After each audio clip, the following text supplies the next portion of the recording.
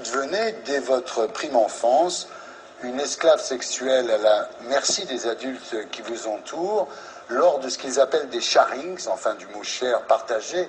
Mais en fait, c'est quoi? C'est des gens qui partousent, en fait. Exactement, on dit que c'est pour l'amour de Dieu, on dit qu'on donne l'amour du Seigneur. C'était l'exploration de l'amour libre et de la libération sexuelle, mais en fait, c'était une fausse libération sexuelle. C'était sous une emprise et ça cautionnait en fait des abus de pouvoir. Alors, le résultat, évidemment, c'est que les enfants de la secte développent de véritables obsessions sexuelles, et vous dites, à 4 ans, j'adore le sexe. Bah, dans la mesure où c'est une activité qui est valorisée, oui, c'est quelque chose qui s'inscrit en moi. Ouais.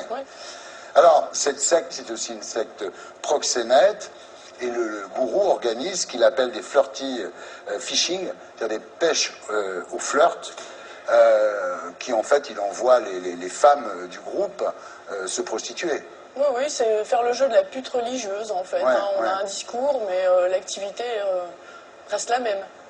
C'est-à-dire avec un enjeu lucratif ou de protection, où, voilà, il faut toucher les bons poissons, des gros poissons si possible. Voilà. Oui, le gros poisson s'appelant un king.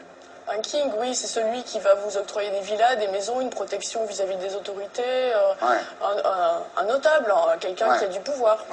Il continuait, personne ne porte plainte.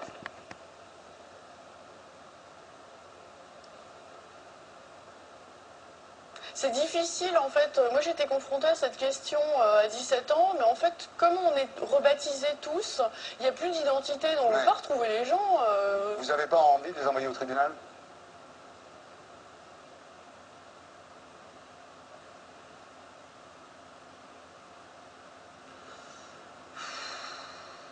C'est énorme, c'est pas, enfin, ça dépasse, je me sens impuissante, voilà.